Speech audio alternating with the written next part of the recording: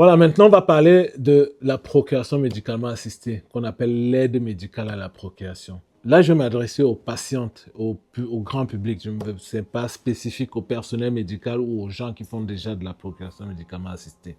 Il faut savoir que l'aide médicale à la procréation, c'est justement, comme son nom l'indique, AMP ou procréation médicalement assistée qu'on appelle PMA. C'est une aide qu'on apporte aux couples qui n'arrivent pas à faire d'enfants.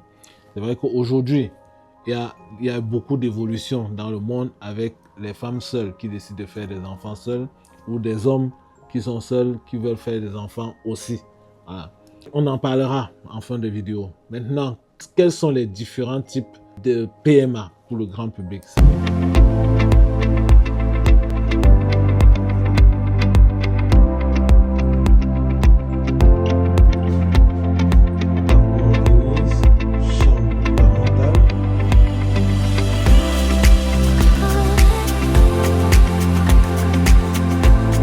Pourquoi on fait dans la PMA? Je vous ai expliqué plus haut quelles étaient les 4 étapes pour pouvoir faire un enfant.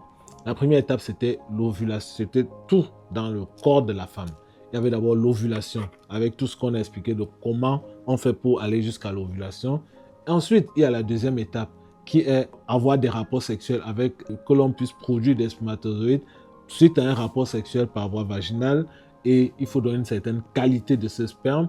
Ces spermatozoïdes doivent monter par le col, passer dans la cavité utérine et aller passer par la trompe pour aller faire rencontrer l'ovule qui a été capté par les franges de la trompe. C'est donc la troisième étape qui est la fécondation.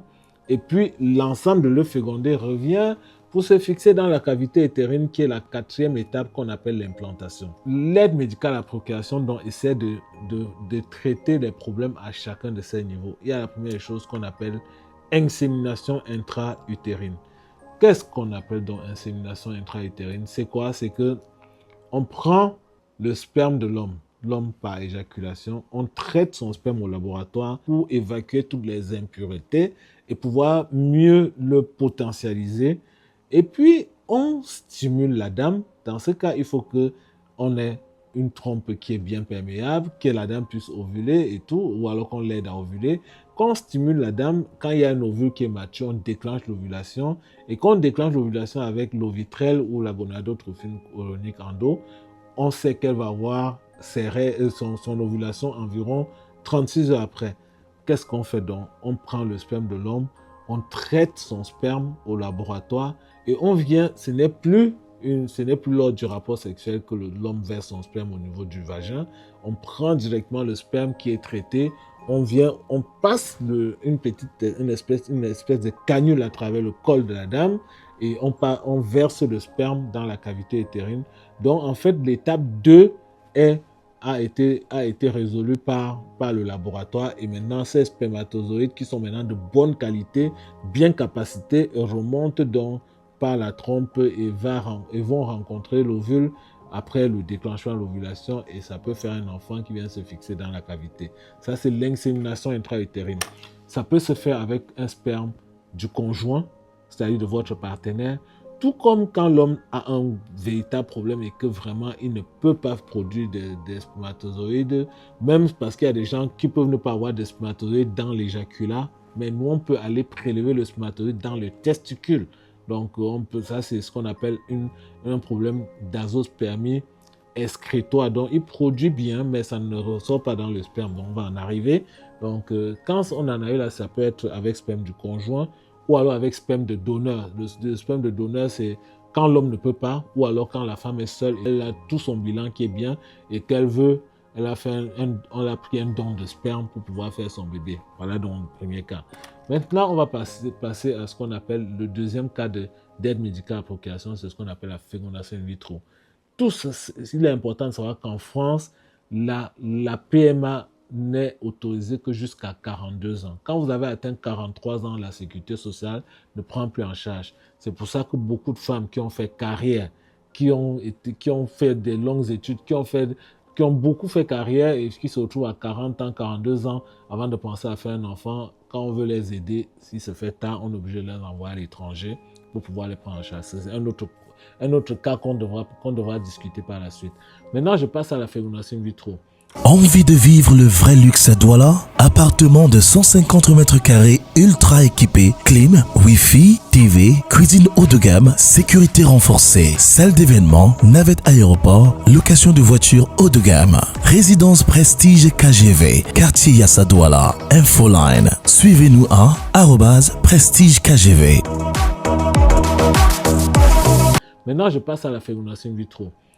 FIV, c'est quoi? Il s'agit de quoi? On prend le sperme de l'homme toujours, on traite au laboratoire, mais la dame, on on la stimule avec des fortes doses de médicaments jusqu'à ce qu'elle produise beaucoup d'ovules et on va ponctionner ces ovules-là à l'échographie et on va au laboratoire avec ces ovules et avec le spermatozoïde du mari, on met ensemble, on met les ovules, on met les spermatozoïdes autour et il y a une danse des gamètes qui est faite et puis le spermatozoïde entre dans l'ovule et ça fait un enfant au laboratoire et nous on vient directement implanter l'enfant dans l'utérus. Ça veut dire que l'étape 1 d'ovulation est résolue au laboratoire. L'étape 2 de sperme est résolue au laboratoire. L'étape 3 de la fécondation est résolue au laboratoire et nous on vient juste faire l'étape 4. Il s'agit de mettre le bébé qui est déjà fabriqué au laboratoire dans la cavité utérine. Ça s'appelle une fécondation in vitro. À côté de ça, il y a l'autre étape de la fécondation. Il y a l'autre étape de la fécondation in vitro, de la PMA qu'on appelle ICSI. Ça, c'est quand le sperme de mari est vraiment très défaillant. Donc, qu'est-ce qu'on fait? On va au laboratoire. C'est la même chose que la fécondation in vitro. La différence que l'homme a un spermogramme qui n'est pas bon du tout. On part, on recherche, parce que pour pouvoir faire la danse des gamètes, il faut une quantité de spermatozoïdes. Quand l'homme n'a pas assez de spermatozoïdes, on fait donc l'ICSI. Il s'agit de faire quoi? Il s'agit d'aller sélectionner les spermatozoïdes qui sont de bonne qualité et directement au laboratoire, mettre le spermatozoïde directement dans l'ovule pour pouvoir faire un enfant. Et puis, quand on fait un enfant, on vient maintenant, on met dans la cavité utérine. Ça s'appelle ICSI, injection intracytoplasmique de spermatozoïdes, c'est en anglais, intracytoplasmic sperm injection, voilà, ICSI.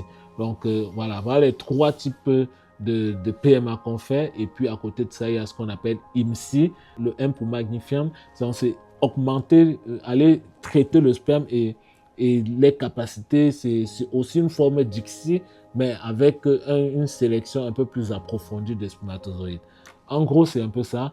Et maintenant, on va en arriver au fait qu'on peut se retrouver avec des dames qui n'arrivent pas à faire des enfants parce que leur réserve ovarienne est altérée, parce qu'elles ont un certain âge et parce qu'elles ne peuvent pas avoir de bons ovocytes. Et donc, on fait la même chose, fécondation in vitro ICSI, mais en prenant les ovocytes d'une autre femme, d'une jeune fille, et c'est donc ce qu'on appelle le don d'ovocytes, et c'est ce que beaucoup de femmes qui ont une réserve ovarienne effondrée, ou des femmes qui ont un certain âge, que vous voyez, qui sont souvent enceintes à 50 ans, la plupart du temps, le bébé est issu d'un don d'ovocytes. J'en parle dans la vidéo qui suit.